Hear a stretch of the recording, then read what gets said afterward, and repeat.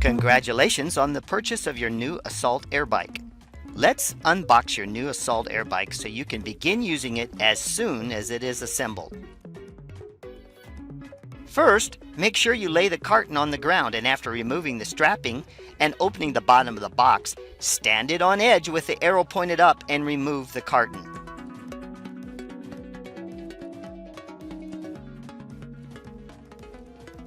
You will notice that the parts are wrapped in plastic and protected in styrofoam. Begin to remove the wrapping and notice that some parts are embedded in the styrofoam, so don't accidentally throw them away.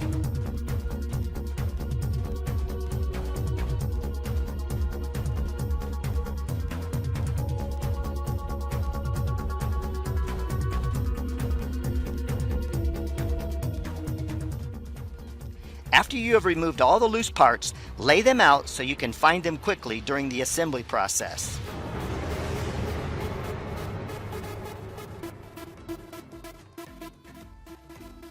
In the small parts bag, which includes the nuts, washers, and screws, there are two tools provided for assembling your Assault bike: the hex wrench and the flat multi-purpose wrench screwdriver.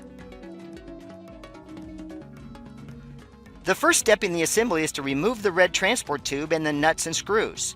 Next, slide the transport tube under the front of the frame for balance as you install the front stabilizer.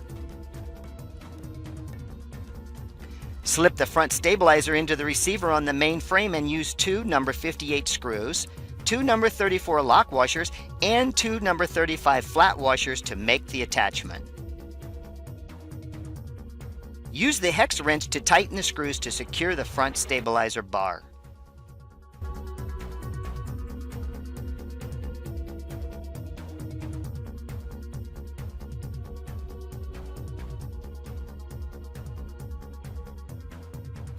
To assist in balancing the bike, move the red transport tube to the rear of the bike to prop it up so you can make the installation of the red stabilizer easier.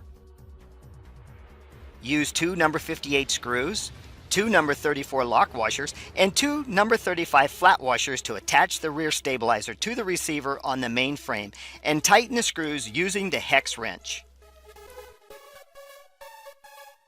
You now can discard the red transport tube and the screws that came with it.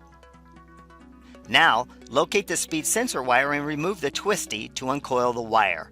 Inspect it to make sure it isn't damaged before threading it up through the console mast.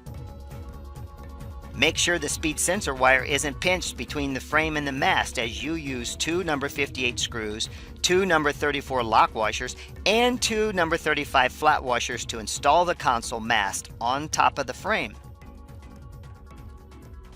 Use the hex wrench on the screws, making sure the console mast is secured.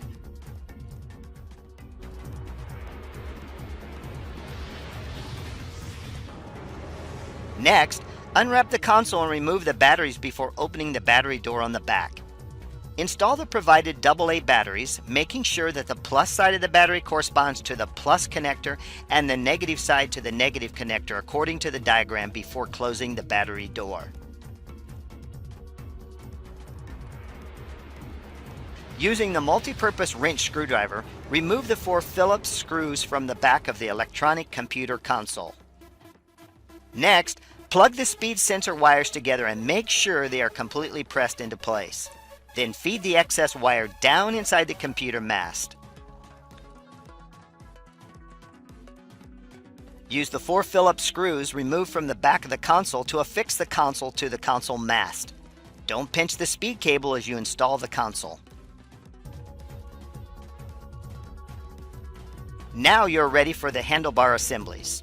Remove the protective foam from the left and right side of the bike that is securing the pedal support tubes.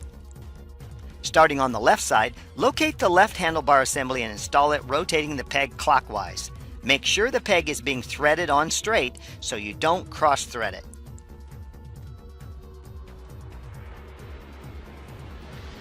Now, use the multi-tool wrench to tighten the nut between the handlebar and the frame so that there is no movement and there are no threads exposed. Repeat this on the right side of the bike, installing the handlebars to the frame.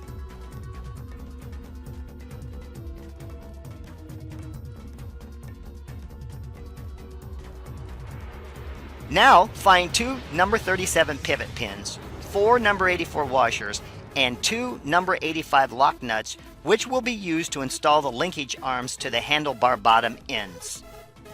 Using 1 number 37 pivot pin and 1 number 84 washer, insert into the handlebar toward the frame.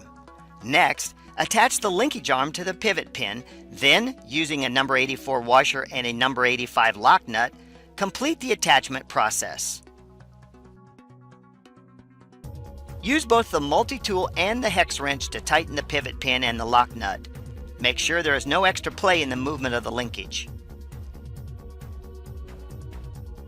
Repeat this step for the right side of the bike to install the linkage.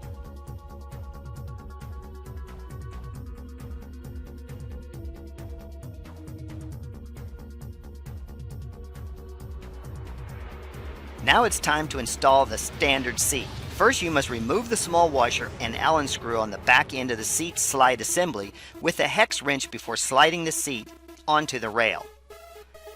Once the seat is in place on the knurled portion of the seat rod, replace that small Allen screw and washer and tighten. Next, using the multi-tool, tighten the seat nuts, making sure that the seat is level and is on the knurled portion of the seat rail. Don't forget, tighten the nuts on both sides of the seat evenly so that there is no unwanted movement. Finally, install the pedals. They will have a L and R sticker which match the L and R stickers on the crank arms. Don't forget, the left side will be a reverse thread, so you will thread it counterclockwise. Make sure you tighten the pedal using the multi-tool. Install the right pedal onto the right crank arm and tighten with your multi-tool. Remember, the right pedal is threaded normally.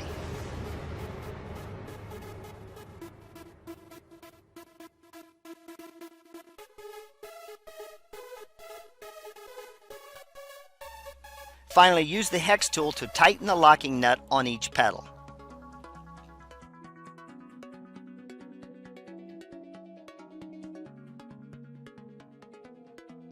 Before using the Assault AirBike, loosen the pop pin on the seat post to adjust the post to the proper height.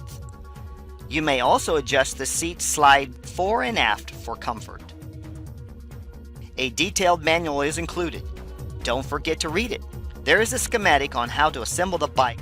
Other information is included, such as programming the console and additional safety tips.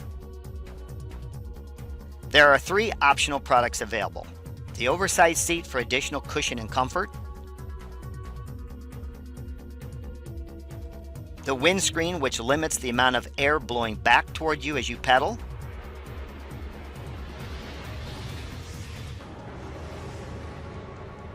and a custom cup holder which fits between the electronic console and the console mast.